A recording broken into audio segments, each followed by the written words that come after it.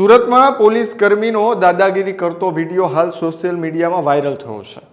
આ પોલીસ કર્મી જેની અત્યારે આપણે વાત કરી રહ્યા છીએ તેમણે નજીવી બાબતે તેમના જ પાડોશમાં રહેતા લોકોને માર્યા હોવાનો આક્ષેપ પણ થયો છે અને સમગ્ર જે સોશિયલ મીડિયા છે તેમાં આ વિડીયો વાયરલ પણ થયો છે। હવે હું તમને પહેલા એ વિડીયો બતાવું અને આખી ઘટના શું છે આપણે તેમની પણ ચર્ચા કરીએ। નિલેશ ગઢવી નામનો જે પોલીસ કર્મચારી છે જે સુરતના પાલ વિસ્તારમાં આવેલું જે ગાર્ડનિયા રો હાઉસ છે ત્યાં રહે છે અને હાલની જો વાત કરવામાં આવે તો એક કાર પાર્કિંગ કરવાની બાબતે નિલેશ ગઢવી છે તેમને તેમના બાજુમાં જ રહેતા નિલેશ પટેલ નામનો જે વ્યક્તિ છે તેમની સાથે સામાન્ય બોલાચાલી થઈ હતી અને ત્યારબાદ મામલો આખો મારામારીમાં પરિણમ્યો હતો અને આજ જે ખાખીનો રોફ બતાવતો જે નિલેશ ગઢવી જે પોલીસ કર્મી છે તેનો વિડીયો કેવો છે પહેલા આપણે એ જોઈએ કઈ રીતે મારામારી થઈ છે।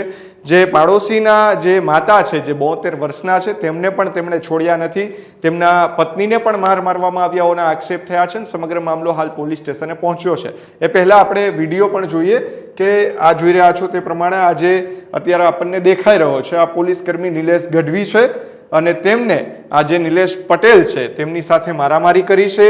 તેમના માતા છે તેમને છોડ્યા નથી, તેમણે પણ ધક્કો મારી અને તેમને પછાડી દેવામાં આવ્યા છે। તેમની પત્ની ઉપર પણ આરોપો જે છે તે લાગ્યા છે। પાડોશીના જે વૃદ્ધ માતા છે તેમને માર્યા હોવાના આક્ષેપ છે। પોલીસમાં હોવાથી દાદાગીરી કરી રહ્યા છે તેવું પણ જે નિલેશ પટેલ જે છે કે જેમની સાથે આ ઘટના બની છે તેમનું કહેવું છે। વિડીયો શું છે આપણે વિડીયોની અંદર આપણે પહેલા જોઈએ તો આપ જોઈ રહ્યા છો તે પ્રમાણે કે આ વિડીયો અત્યારે આપણે જોઈ રહ્યા છીએ આખો મારામારીનો વિડીયો જે છે તે અત્યારે આપણને દેખાઈ રહ્યો છે। તેમાં જે આ નિલેશ ગઢવી છે જે પોલીસ કર્મી આપણે લખેલું બતાવી રહ્યા છીએ તે આપ જોવો છો તેમના પત્ની છે કે કોઈ અન્ય મહિલા છે ખબર નથી, પરંતુ તેમના દ્વારા જે મહિલાના વૃદ્ધ માતા હતા તેમને પણ ધક્કો મારી દેવામાં આવ્યો છે। આપ જોઈ રહ્યા છો તે પ્રમાણે કે જે આ પોલીસ કર્મી નિલેશ ગઢવી છે જે ખાખીનો રોફ બતાવી જે સોસાયટીની અંદર આજુબાજુના જે રહેવાસીઓ છે તેમને હેરાન પરેશાન કરતો હોવાના પણ આરોપો જે છે તે લાગ્યા છે। એટલે કે નિલેશ ગઢવી છે તેમના દ્વારા મારવામાં આવ્યા હોવાના પણ જે આરોપો લાગ્યા છે। હવે આખી ઘટના શું છે તેમની આપણે વાત કરીએ તો ખાખીનો વર્દીનો રોપ બતાવી પાડોશી પર હુમલો કર્યાનો આક્ષેપ કરાયો છે।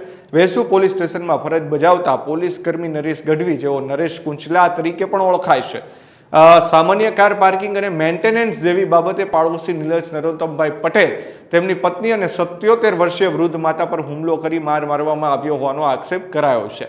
સોસાયટીમાં પોલીસ કર્મીની સતત દાદાગીરીના આક્ષેપો થઈ રહ્યા છે, પરંતુ એ પહેલા આપણે જાણીએ કે જે ભોગ બનનાર છે તેમનું શું કહેવું છે અને તેમણે પોલીસ સ્ટેશનની અંદર કઈ પ્રકારની ફરિયાદ નોંધાવવા માટે તજવીજ હાથ ધરી છે। હવે સ્થાનિકોએ શું કહેવું છે એની આપણે વાત કરીએ તો સોસાયટીમાં પોલીસ કર્મી જે નિલેશ ગઢવી છે તેમની સતત દાદાગીરીના આક્ષેપો થઈ રહ્યા હોવાનું પણ કહેવાયું છે। નરેશ ગઢવી પોલીસ વિભાગમાં હોવાથી સોસાયટીમાં સતત પોતાનો રોફ જમાવતો રહે છે અને દાદાગીરી કરે છે। સોસાયટીના 36-37 મકાનોમાંથી મોટા ભાગના રહીશો તેની આવી અણછાતી વર્તણૂક અને ઝઘડાઓથી ત્રસ્ત છે। તે સોસાયટીનું નિયમિત મેન્ટેનન્સ પણ ભરતો નથી અને નિયમોનું ઉલ્લંઘન કરી સાથી રહીશો સાથે ઘર્ષણમાં ઉતરે છે। નિલેશ પટેલ ગાર્ડનિયા રો હાઉસમાં અમે રહીએ છીએ। સત્યમ રો હાઉસની બાજુમાં પાલ અમારે એક પાર્કિંગ બાબતની મગજમારી હતી। ઓલરેડી મારે ઘરે ફર્નિચરનું કામ ચાલે છે એટલે મારી ગાડી આગળ સોસાયટીમાં 6 નંબરમાં નરેશભાઈ ગઢવી નરેશભાઈ કુંચાલા એ રહે છે અને એમના ઘરથી 15 ફૂટ દૂર ગાડી મૂકી હતી જ્યાંથી કોઈ સોસાયટીનો કોઈ રસ્તો નથી, પણ ત્યાં કોઈ પણ ગાડી મૂકે તો એ પોલીસ સ્ટેશનમાં છે, પોલીસમાં છે વેસુ પોલીસ સ્ટેશનમાં, એટલે કાયમ સોસાયટીમાં કાયમ માટે પોલીસનો પેલો રોપ બતાવે છે। અને આજે ગાડી 2 દિવસથી મારી પડી હતી અને એ ગાડીના લીધે એ મારી સાથે આજે ઝઘડો કર્યો એમણે અને મને કીધું કે ગાડી અહીંયાથી તમે હટાવી લો એમ। તો ગાડી એમને કોઈ નડતી નહીં હતી અને છતાં બી એણે ઝઘડો કર્યો, પછી થોડી ગાળાગાળો કરી અને પછી છેલ્લે હાથાપાઈ પર આવી ગયા। તો એમણે મને માર્યો છે અને સાથે મારા વાઈફ હતા, મારા વાઈફને બી ધક્કો મારીને એમના વાઈફે ફેંકી દીધા। મારા 77 વર્ષના મમ્મી છે મોટી ઉંમરના, જેમને પગે ઘૂંટણની તકલીફ છે, ચાલવાની બી તકલીફ છે, છતાં એમને બી ધક્કો મારીને પાડી દીધા અને કાયમ સોસાયટીમાં ભાઈની દાદાગીરી છે। ઓલરેડી હું સોસાયટીના ઉપપ્રમુખ પદ પર છું, એમનો મેન્ટેનન્સ ઘણા વખતથી બાકી છે એટલે મેન્ટેનન્સની અમે ઉઘરાણી કરીએ છીએ। તો એની બાબતમાં બી અમે આગળ પોલીસ સ્ટેશનમાં કમ્પ્લેન આપી હતી એમના વિરુદ્ધમાં, પછી સમાધાન થયું અને છતાં બી એમણે મેન્ટેનન્સ આપ્યો નથી। એટલે એ બી એક ખુન્નસ રાખે છે. બીજી વસ્તુ કે જે બે બિલ્ડરના જે ઘર છે એ ઘર અમે વેચાયા નથી, એટલે એ ઘર પાસે મેં ગાડી મૂકી હતી. છતાં બી બિલ્ડર સાથે એમને તકલીફ છે અને હું બિલ્ડરને ત્યાં જોબ કરું છું, એટલે એ બી મારી પર ખુન્નસ રાખે છે અને એના લીધે બી એ વધારે પડતું પેલું કર્યું છે એમણે એમ.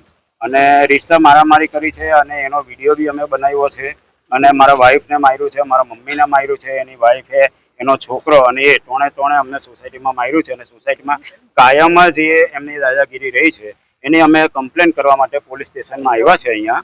તો 1.5 કલાક થઈ ગયો તો બી હજુ પોલીસે આવ્યા નથી હજુ એમ. નરેશભાઈ હજુ અહીંયા પોલીસ સ્ટેશનમાં આવ્યા નથી, બરાબર. અને 1.5 કલાકથી અમે અહીંયા છે, પીઆઈ સાહેબ બી નથી. અમે કમ્પ્લેન કરવા એફઆરઆઈ કરવા માટે આવ્યા છે, પણ એ છતાં એફઆરઆઈ હજુ સુધી 1.5 કલાક થયો એફઆરઆઈ ફાટી નથી. છોડાવવા માટે હવે પાર્કિંગ મુદ્દે તકરાર બાદ ઢીકાપાટુનો માર માર્યાનો આક્ષેપ છે. ભોગ બનનાર નિલેશ પટેલના જણાવ્યા અનુસાર તેમના ઘરે ફર્નિચરનું કામ ચાલતું હોવાથી કાર સોસાયટી પરિસરમાં પાર્ક કરી હતી. આ બાબતે નરેશ ગઢવીએ વાંધો ઉઠાવી વિવાદ શરૂ કર્યો હતો. શાંતિપૂર્વક સમજાવટ ચાલી રહી હતી. તે દરમિયાન નરેશ ગઢવીએ તેના પરિવારને ઉશ્કેરાઈને ગાળાગાળી શરૂ કરી અને જોતજોતમાં નિલેશ પટેલ પર હુમલો કરી અને ઢીકાપાટું માર્યા. 77 વર્ષના જે વૃદ્ધ છે તેમને પણ માર માર્યા હોવાનો આક્ષેપ જે રહ્યો છે ને વિડીયોની અંદર પણ દેખાઈ રહ્યું છે કે વૃદ્ધ માતા છે તેમને ધક્કો મારવામાં આવે છે, પાડી દેવામાં આવ્યા છે. તેમની સાથે તેમના પત્ની હતા, તેમની સાથે પણ મારામારી કરી હોવાનું સામે આવ્યું છે. સમગ્ર ઘટનાનો વિડીયો છે તે પણ કેદ થયો છે. હવે હાલ આ બાબતે જે સમાધાન કરવાનો જે નિલેશ પટેલ છે તેઓ પણ ઇનકાર કરી રહ્યા છે. ભોગ બનનાર પરિવારે સ્પષ્ટ જણાવ્યું છે ખાખીના જોર દાદાગીરી કરતા આ નિલેશ ગઢવીને સાથે કોઈ પણ પ્રકારનું સમાધાન થશે નહીં અને આરોપી સામે એટલે કે જે નિલેશ ગઢવી સામે જે આક્ષેપો થયા છે તેમાં ખાતાકીય તપાસ કરાવવામાં આવે તેવી માંગ કરવામાં આવી છે. અડાજણ પોલીસ સ્ટેશનના પીઆઈ અને જે ચાવડા છે તેમણે હાલ આ બાબતે કાયદેસરની કાર્યવાહી ચાલી રહી હોવાનું કહેવામાં આવ્યું છે. નિવેદનો અત્યારે બંને પક્ષના લેવાઈ રહ્યા છે અને સમગ્ર મામલામાં જે આ આખી ઘટના બની છે પાલ વિસ્તારની અંદર તેમાં જે ફરિયાદી છે નિલેશ પટેલ તેમનું કહેવું છે કે વારંવાર આ પ્રકારે આ નિલેશ ગઢવી છે તે આવી ઘટનાઓને અંજામ આપે છે અને તેવા આક્ષેપ કરવામાં આવ્યા છે. પરંતુ હાલ હવે સમગ્ર મામલો પોલીસ સ્ટેશને પહોંચ્યો છે અને પોલીસ સમગ્ર દિશામાં તપાસ ચલાવી રહી છે. ત્યારે સવાલ એ થઈ રહ્યો છે કે આજે તમને ખાખી જે મળી છે, જે તમે પોલીસ કર્મી છો તો તમારે કદાચ રક્ષા કરવાની હોય છે, પરંતુ જો પોલીસ કર્મી એટલે કે ખાખીધારી જ ભક્ષક બનશે તો સવાલો તો ચોક્કસથી ઉઠવાના છે. ત્યારે હાલ હવે સમગ્ર મામલે શું કાર્યવાહી થાય છે એ પણ જોવું રહેશે. ધન્યવાદ. ખેડૂત ભાઈઓ છે ખેતરમાં ડ્રોન ઉડાવતા હોય છે ત્યારે આપણે એક પ્રશ્ન સતાવતો હોય છે કે જે આપણે અત્યાર સુધી જીપીએસ ટેકનોલોજી વાળા ડ્રોન વાપર્યા છે, જેથી કરીને મોબાઈલ ટાવર છે અથવા તો હાઈ ટેન્શન લાઈન પસાર થતી હોય, કોઈ વૃક્ષો હોય, ત્યારે જે જીપીએસ ટેકનોલોજી વાળા ડ્રોન છે એમાં ટકરાય અને ટ્રેસ થાય છે. પણ એગ્રીઓન લાવ્યું છે જીએનએસએસ ટેકનોલોજી ડ્રોન, જેથી કરીને એ ડ્રોન છે એ કોઈ જગ્યાએ ટકરાય નહીં, પોતાની રીતે જ ડિસિઝન લે છે અને મૂવ થઈ જાય છે. જેથી કરીને જીએનએસએસ ટેકનોલોજી ડ્રોન છે એ વાપરવાનો આગ્રહ રાખો.